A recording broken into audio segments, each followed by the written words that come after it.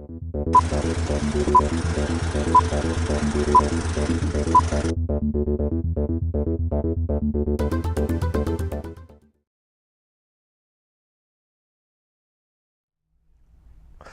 back to season finale of ReelTV. We're sad here today, but we're going to talk about summer movies a little bit because we're almost at the end of the year.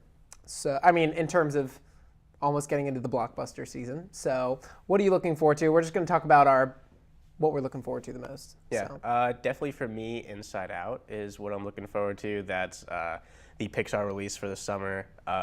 It's from the director of Up. I'm forgetting his name, but Pete Docter. Definitely means that my heartstrings are going to get tugged on. And I think that I've been reading an interview with him that he based it off of the experience of his daughter going through puberty and like her emotions and like how her personality changed. And he said, you know, it's not worse, but it's different. You know, there is a change.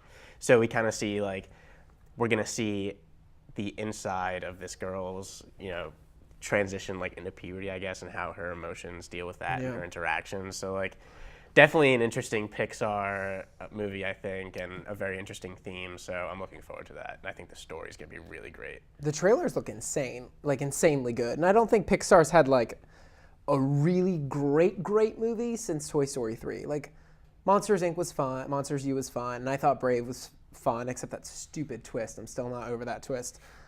But they haven't really had these like a colossal hit in a while, like in terms of Up or WALL-E or Ratatouille, just completely adored by everyone. So, and they have another one coming out in November, The Good Dinosaur. So is that November? I think it's November or October. They're getting back. They didn't have a release this year because they postponed everything.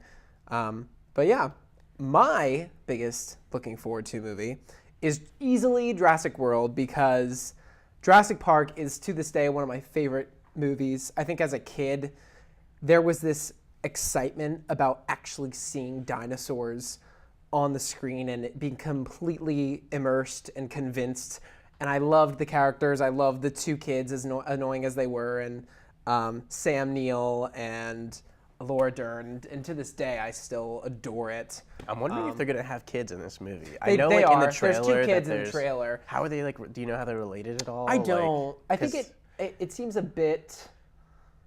I don't know if I think they're trying to emulate the first one a little bit with the 2 kids, and they have this shot in one of the trailers where the kids are like on the glass, kind of the kids were in the first one. But I've also stopped watching the trailers. Yeah, here I'm scared now. I feel like they're taking the like science gone too far theme and they're just running with it again. And I wish they had done like something a little bit different, because like everybody was expecting, oh, it's gonna get a dinosaur, he's gonna get loose. Like that's gonna be the plot again. And like I get that, like, oh, this is like a genetically modified killing dinosaur, like, but wouldn't it it's have scary. to be though? I feel like it has to be. Like they've tried not going to the park, and how'd it work out? Like how amazing T-Rex would in it San be? Francisco. How was that? How amazing would it be if if it was just like, oh, this is like a happy dinosaur park story? Like no. We have Land Before Time for that. I want to see people get eaten. I want to see I do miss the Land Before lawyer Time. getting scooped up on the toilet and getting eaten. That's my favorite part of the first one. That's the best scene. Not for you. really. Not my favorite part. But I just want that horror element back, that suspense back. And I think, hopefully, they have revealed a bit too much in the trailers. But hopefully, I'm really praying it's good. Because last year we did this segment and I picked Godzilla as my most anticipated summer movie, and I was incredibly disappointed. I did not like it. I liked Godzilla. Did you? actually. Okay, yeah, see, I thought it was cool. Definitely liked his nuclear beam. I thought that was cool. The shot where the like, I don't know which army it is, but they like dive into the city. That was really cool. Visually, that was it was beautiful. crazy. That was beautiful. But otherwise, yeah. My other most anticipated movie of the summer, I guess, would be Paul Blart Mall. No. Yeah, no, that's done. That's already out. It's got shit on already. Definitely Magic Mike XXL. I am looking forward to where they're gonna take it. I hear that there's less plot, that there's no real story, and they're just giving us what we want, and I think that'll be interesting. And I'm wondering where the XXL is gonna play in.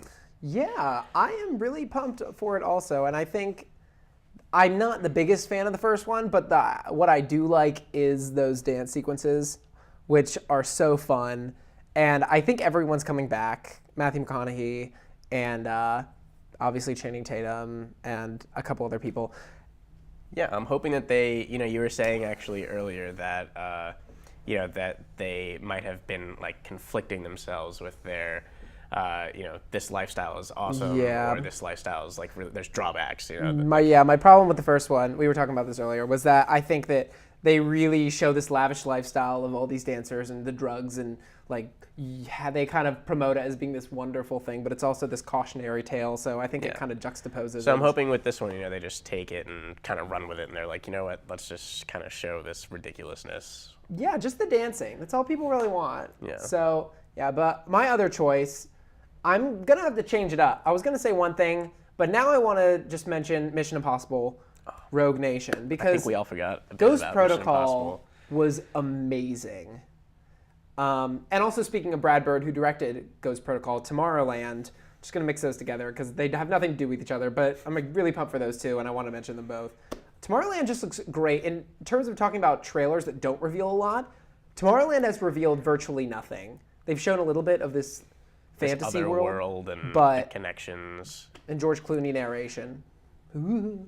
Yeah. So I think it'll be good. Yeah, but definitely Mission Impossible. I think it might come out like kind of this like underrated movie or like unanticipated movie almost. That's how the fourth one was. Yeah, like, because a lot of people gave up hope after I think like it had gotten into the third one and it kind of like it was like, oh, like how can they get any better? And then are they getting tired with it? Like how are they gonna make this new? And then they totally knocked it out of the park. So definitely looking forward to Mission Impossible. The set piece where he's holding on to the plane, like a jet. It's just like, and the cool thing is, Tom Cruise does all his own stunts. Oh yeah. Did you see Edge of Tomorrow? I did. Yeah. It was amazing. It was one of the best blockbusters of last year, and I think that like, I have so much faith in the Mission Impossible franchise after Ghost Protocol, and I love Simon Pegg in it.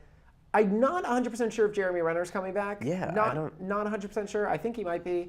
So the team's back. I'm pumped. And I love the third one as well. Yeah. So least anticipated movies. Least anticipated. That's the fun part. That's what people want to know. Definitely for me, I have to say that I am not anticipating Minions.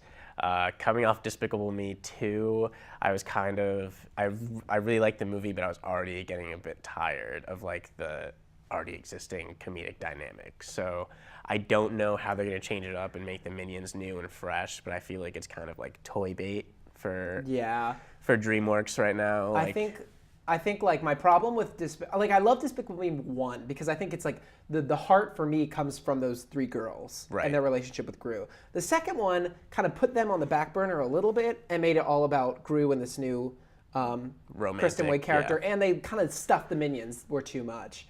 And coming off of like Penguins of Madagascar, where it's like you love these characters in small doses, but giving them an entire movie to themselves is mind-numbing, and like the histrionics and shenanigans are a lot of fun when it's in like 5-minute intervals, but when it's like a whole movie, that's kind of what I'm... Right, exactly. So that's what I think that's going to be. Sandra Bullock. That's going to be a drawback, but... Sandra Bullock, though. Dark horse. Dark horse, Sandra Bullock, who knows? For mine, real quick, wrapping up, I got to go with Terminator Genesis as my least anticipated. I'm going to see it. I'm going to see it because Terminator 1 and 2 are two of my favorite movies of all time. Okay, this is how little hope I have for Terminator.